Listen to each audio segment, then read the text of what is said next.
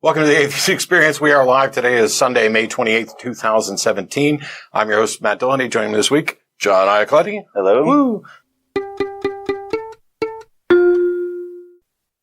David in Montreal, thanks for waiting. Hi, thanks for having me. This is my first time calling. It's my first time actually listening to the show, so I've only heard your introduction. That's all I know of you, but it sounds really good. I have a similar mission, a sort of Socratic mission to pursue the truth, follow the truth wherever it goes. That sounds kind of like what you're doing, so I applaud you for that. Thank you. Thank you. But the issue that I want to confront you with is the principle of sufficient reason. So basically, it boils down in a nutshell, in layman's terms, that everything in the natural order has a perfectly reasonable explanation. There's nothing that's exempt, for example, from the laws of nature. There's nothing that gets a free pass. There's no magic fairy dust, okay, if you will. So I think that the atheist, the only honest and rational and self-consistent and self-respecting atheist, has to be a hard determinist where there is no free will, there is no morality, and there is no love, really. It's just the mechanical working out of a great, well-oiled machine. That's my proposition to you, and I'd like to hear your response. How did you get to that from principle of sufficient reason? Because everything has, in principle, an explanation. And if you're an atheist, you don't believe in the supernatural, presumably. Okay, so actually that's not true, and you're mostly right. Atheists don't believe in a God. It's entirely possible that somebody could be an atheist and believe in the supernatural, but you are correct that we do not believe in the supernatural because there isn't sufficient warrant for belief in that. But what I don't, let's just go with, let's not even put a label on it. I don't believe in a God and I don't believe in the supernatural. What does that have to do with whether or not I accept that love is an observed part of reality, or that your other things were a hard determinist? If the evidence is no free will, in opposition to hard determinism, I don't know why I'd have to accept that. But also when you went to free will and morality, I think in order to talk about those, we'd have to do some definitions, because depending on what kind of free will you're talking about, I don't believe in it. Okay. I'd like to keep it really, really simple and just... Me too. Yeah, and just acknowledge the fact that if there is nothing beyond the natural, nothing above the natural, and super just means above in Latin. So if there is no supernatural, if there's nothing above the natural, then everything is subject to natural cause and effect. And in principle, if we had the tools and if we had access to the subtle causes and effects, in principle, there's nothing that escapes the scientist's inquiry. Do you understand? No, I definitely understand. And if you were to perhaps, it may be the case that if you were to have absolute knowledge of and span of every particle in the universe, you could make perfect predictions. We don't know that to be the case. But the bigger issue here is that if everything has an explanation for why it is the way it is, doesn't tell us anything at all about whether or not it necessarily needs to be a supernatural explanation. It could just be, for example, love is a label that we put on a complex variety of human emotions, experiences. We can identify things. It's not like a thing that exists unto itself. Matter of fact, it's a collection of different emotive behaviors and actions. We recognize that somebody does this and we label it love. It's not like love exists as some, independent thing. But let's say we had no explanation or understanding of this. To say that it must have a supernatural explanation, I don't know what the justification is for that. No, I didn't say that. In fact, I'm willing to admit. Well, if your statement is that if you reject the supernatural, you can have no explanation for these things, then you are in fact saying that the explanation. No.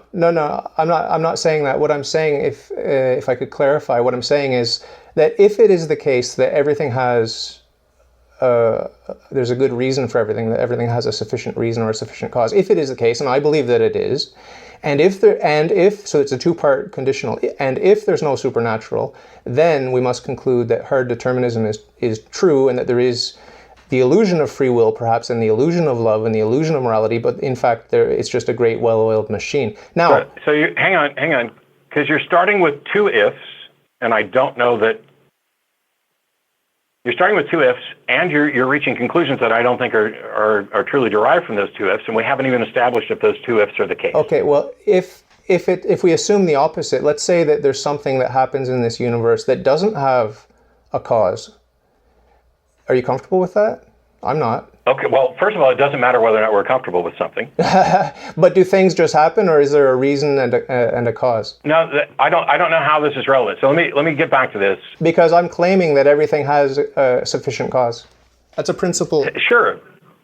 Okay, the idea that something has a sufficient cause is fine, but that doesn't mean that you know what the sufficient cause is or anything about it. Okay? Right. But there are two possibilities. Either it's completely natural or it's not, right? Either it's completely natural or it's not. Yes. Right. Right. So if it is completely natural, then we can, with certainty, with logical 100% certainty, we can say that hard determinism is the state of affairs. No, you can't, because hard determinism isn't necessarily the case, and soft determinism allows for quantum indeterminacy and stuff, which still doesn't violate the natural law. But if it doesn't violate natural law, then it's hard determined. It's 100% determined. What about quantum effects, like you just mentioned? What about... Those are still natural. Yeah, they're still natural. They're subject to natural law. So, but they're not deterministic. They are deterministic. It's just that our limited capabilities to measure and to intervene. How do you know that? Because I studied. How do you know that? Because I studied quantum physics and we use statistical methods precisely because we can't know two or more qualities and attributes of these quantum. Sure, but here's the thing. What I'm talking about is, yes, the explanation for any X is natural or it's not. Those are the only two options, okay? But that doesn't mean that if the explanation for X is unknown, that doesn't mean that it's supernatural or not natural, however you want to say it. I'm not saying that. And also I'm not saying that. What I'm saying, what I'd like the atheist to do is to honestly consider that if there is no supernatural, then everything has a natural explanation. But that's not the atheist position. The atheist position is not there is no supernatural. My position as a skeptic is that I do not believe that there's anything supernatural because there has not been presented sufficient evidence to warrant that belief. It's not a claim that the supernatural doesn't exist. It's that we don't yet have evidentiary warrant to accept that it does. I have evidence. I could provide you with evidence quickly and easily. Oh, good. Yeah, provide the evidence for the supernatural. And why on earth would you call us instead of going after your Nobel Prize or your Templeton Prize? The evidence is how nervous atheists get when I talk about determinism, because no one wants to admit that they're not free and that love is just a well-oiled machine, right? David, how nervous atheists gets is utterly irrelevant. It's not evidence for the supernatural. But could I complete my thought? No. I'm going to complete mine first. Okay. You said that you could provide evidence for the supernatural, and you started off with something that is so boneheadedly irrelevant that it's incredibly frustrating. The idea that because a group of people who don't accept or reject, for example, the supernatural might get nervous when you bring up this doesn't mean that it's evidence for it. Okay, let me restart. I think you're confusing nervousness with rejecting your premises. Let me put it another way to you, which would be less offensive, maybe. It's not about offense. We're not offended. I'm not offended. Make a damn argument and provide some evidence. Okay, the damn argument I'll make is that if everything is caused by natural causes and there is no supernatural, then that means in principle that everything is 100% determined. You accept that much? No, I accept that it's possible that may be the case, but not that it's demonstrable that is the case. I'm not convinced that there are things in the natural world that are random and not predictable. Well, predictability depends on our level of knowledge, right? Like statistical methods are only a tool because of ignorance. I agree. But that's why I say in principle we don't have the capability of even predicting weather in the future to a great extent. It's too complicated. And we have the ability to predict weather. We can make predictions that are consistent with the information we have. We can use generalizations and statistical approaches. But my point is that... I agree. Please explain what the hell that has to do with your statement. We know that there is the supernatural because if there is no supernatural, then everything is natural. And that cannot be the case, because if it is the case... Okay, David, write down what you just said. We know that there's supernatural because if there's not, then everything is natural. And there are. Are you just going to spout? Are you just going to spout irrelevant tautologies, or are you going to get to the actual evidence? Well, you cut me off before I could continue. You know what? We know. Hey, David, we know that everything's natural because if it wasn't, then the supernatural would be supernatural. The other thing, if I could try one more thing with you before I go, if it's possible, it would be the uncaused first cause. We know with certainty that there is an uncaused first cause because of entropy and the second law of thermodynamics. No, we don't, David. No, we don't. Reduction to absurdity, we know it. We don't know that. We don't know that. First of all, I reject the notion that we know anything to an absolute certainty, so you're already engaged in some sloppiness there. But when you start talking about the second law of thermodynamics, it doesn't apply at the origin of the universe. The laws of nature don't apply within the universe? Within, yes. But we're talking about the origins of the universe.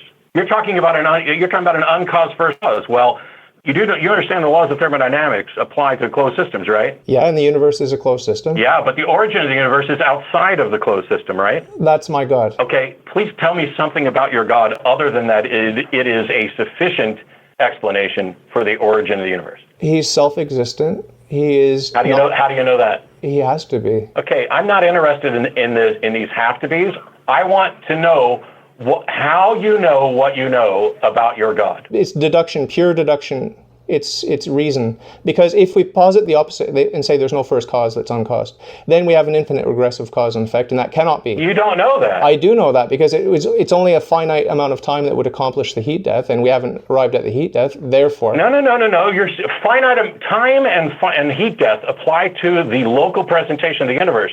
They don't apply. Time may not apply outside of the universe at all. Isn't your God timeless? Yes. So don't be talking to me about the properties of your God and saying that it must necessarily be a first cause because there hasn't been enough time in the local presentation of the universe. You're ignoring other potential hypotheses where the cosmos is in fact eternal. Well, either there's an infinite chain of cause and effect or not. And if not, then there's a first uncaused cause. And since we don't know which of those two is correct. Well, no, we do know, because if we posit an infinite chain of cause and effect, that means that you and I literally cannot be here right now. And the fact that we are... No, because so causality is necessarily temporal, correct?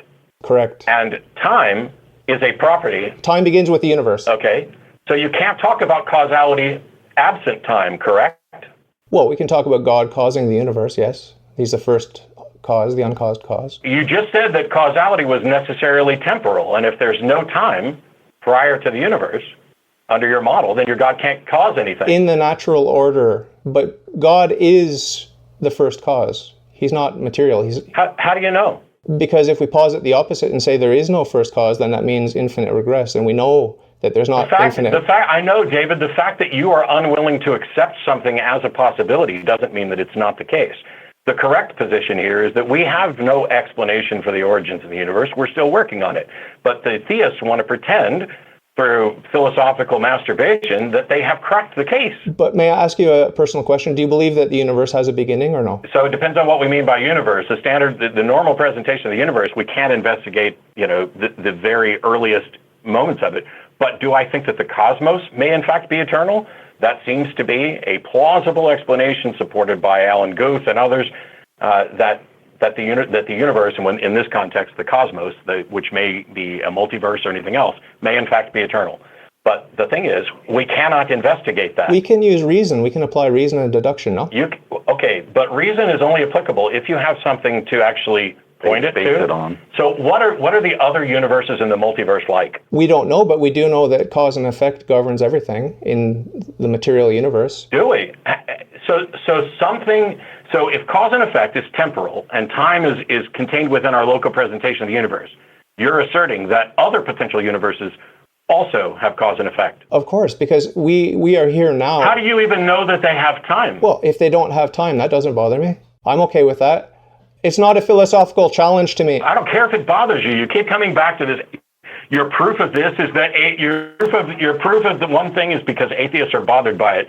Your proof of another thing is that you're not comfortable with it. I don't care if you're comfortable with it. I care about what is actually true and reasonable to believe. Right, but listen, the sum total of all the multiverses and all the strings and all the bouncing universes and, everything that you can imagine, every wacky theory that any speculative philosophical scientist has come up with, you can clump them all into what I call the universe. Maybe you call it the cosmos, I don't know, but I call it the universe. I put all my universes into one universe, but to me, uni means one, so I just call it the universe, right? Even if it... Yeah, that's the way this started until we actually learned a bit more and learned a bit more about possibilities. So you have a God that is your first cause. What do you know about this God? I know that he's perfect he's infinite in every perfection, that it's better to have than to not have. How do you know that? I know that because of the principle that an effect cannot be greater than its cause, right? And so when we observe the perfections in this world... Really? So when I light a fuse with a match, it can't... All right, I'm not even going to go down that particular road. Yeah, you shouldn't, because you're going to look silly. Oh, really? Yeah. Yeah. An effect can't be greater than the cause. So, for example, when I light a match and put it to a bomb, we're not going to get an effect. You could look at it, and I understand where you're going. You could look at it as if the causal effect, or the proximate cause, the necessary and sufficient cause of lighting the match, produces something that is more significant. Now, it doesn't in any way violate the laws of nature, because the components of that bomb are what actually are causing the explosion. However, you're saying that God has to be perfect in every possible way. Is this an agent? He's a person. He has personality, yes. How do you know that? Because I'm a person, and an effect cannot be greater than its cause. I know that God loves because I love. So basically you're saying it's impossible for you to exist unless there was a God. That's right. That nature could not, through pure natural processes and chemicals, result in biological thinking agents. No, if God blinked once, we would disappear. He's watching, and he's sustaining everything. Guess how many times I'm going to blink. You can blink as much as you want. You're not the necessary being. You're not the creator and sustainer. So you can blink all you want. Yeah, but I am the person who determines whether or not we're going to keep listening to unfounded assertions. No, but you're talking about the attributes of God, and the ancient Greeks came up with a lot of the attributes of God just using pure reason. Yeah, they did come up with the attributes of God. So this is not my little fantasy. I want to know whether or not the attributes are accurate, whether or not there's actually... What does God want? God wants everything that's good. What's best. He wants happiness. And how do you know that? Is that just definitional as well? Well, it all has to do with goodness, right? Like the things that you crave. What is goodness? Whatever it's better to have than to not have. Life, love, justice, beauty, health. Yeah, David, I'm done with your tautology parade. Well, you're just asking me. I'm telling you. I don't know if you want mathematical proofs or what do you want, but I'd like a definition that isn't just a tautology. The good things are those good things. They're not the bad things. I can talk about the fact that God is not material because the material things are subject to change. They're composed of parts. All of this is well established over the past millennia. It's well established in theological circles that they're desperate to find something, but I want to know what actually is. I think that there's a God who is a person, and he wants goodness. Yeah, he needs nothing, right? But what he created us gratuitously out of love, and he wants us to be with him and to be happy forever. So that how do you know that? How do you get from uncaused first cause to all of that stuff? I'm not just sitting in my living room in my armchair doing philosophy. I belong to the Roman Catholic Church, and I have a lot of revealed truths that are not knowable by the natural light of reason. How are they revealed? They're revealed by God through sacred tradition and sacred scripture. What makes them sacred? Well, because they're revealed by God. How do you know that the traditions in Scripture that you're saying are sacred are the right ones? I have faith. I could be wrong. Okay. I'm not interested in positions that are based on faith. That's why I was talking about philosophy with you. Because faith is not a pathway to truth. But I don't have faith in God the Father. I have faith in the Trinity. I have faith in the Incarnation. I have faith in the infallibility of the Pope. I don't give a rat's ass if you have faith in your lucky rabbit's foot. I care about what's actually true and demonstrable. And if your position is that you believe these things based on faith, now we've entered a whole new realm. The mysteries of faith that are revealed and that can't be known by the natural light of reason, I accept on faith, obviously. But we can know. Absolute. I'm sorry, but that is absolute garbage. Every time I talk with Catholics in particular, the word mystery just keeps popping up. Well, you're comfortable with mysteries? No, I'm not comfortable with mysteries. That's the point. That's the point of. No, I was talking about the quantum thing. You're very comfortable with the mystery of the quantum world, no? No, I'm not. God, are you able to understand anything that I'm actually saying? I'm saying that I'm not comfortable with not knowing, but I'm not so uncomfortable with not knowing that I'm going to make shit up to soothe myself, which is what religions do. Well, if we could talk about the quantum thing for just a little bit, I think that we can agree. No, we can't. I'm not a quantum physicist. I don't give a rat's ass, but I know some quantum physicists who disagree with you. Call them. Yeah, there's a lot of different philosophical interpretations. Yeah, and I want to know what's actually reasonable to believe, don't you? Yeah, of course. Yeah, of course. Then why would you take anything on faith? Faith is not a reliable path to understanding. I trust the witnesses of Jesus Christ, and I've done a lot of research into it. Why? Okay, first of all, you have no access to any of the witnesses. None. What are you talking about? I have a few Catholic friends, not many, but a few. What witness to Jesus Christ do you have access to? I was confirmed in the Catholic Church in 2009, and the bishop that laid his hands on me, there's a paper trail going all the way back to Jesus Christ, the laying on of hands, from one pope to the next. Hey, you know what? I did a card trick the other day, and there's a paper trail of that card trick going back to Merlin. Does that mean Merlin was a wizard? I'm asking you, what access do you have? See, you know how you talked about atheists getting nervous when you talk about it? Why is it every time I ask you a question, you start fucking laughing? Because I find it amusing. I'm asking you a serious question, and you're not even attempting. You said you have faith because of your access to the witnesses to Jesus Christ, and I'm asking you, who are those witnesses? How many times do I have to ask this? The saints. What saints, and how do you, okay. The Catholic saints. How are they witnesses to Jesus Christ? You go to the library, you pick up a book, you read what they said and what they lived and how they died. Okay, which one of them was a witness to Jesus Christ? You want me to name the apostles and the successors to the apostles? I would like you to, first of all, start with Jesus and name who the witness is. And he had apostles. Name one. James, John, Andrew, Philip, Bartholomew. Sure. Now, what do you have from them that you can confirm comes from them and is in fact accurate? Their writings and their oral tradition. Okay, but so first of all, the writings and oral tradition, fine. We have no idea who wrote the Gospels, we're correct? Okay, so if we go into the other writings where it comes from Paul and whatever, Paul never met Jesus as a living being, did he? Yeah, he did, on the road to Damascus. That's not Jesus as a living being, that's an apparition. You think it wasn't Jesus? Of course I think it wasn't Jesus. I guess you must, yeah. I don't believe that Jesus rose from the dead and appeared to somebody, but you do. Yeah, I do, based on the testimony of all the witnesses, yeah. Sure. No, there were no witnesses to this. Paul meets this apparition on the road to Damascus, and the people accompanying him either don't see anything or can't attest to anything. There aren't witnesses for this, and you have no witnesses that you can investigate. What you have is a collection of stories that are unsourced, that keep pointing to witnesses that you don't have any ability to investigate.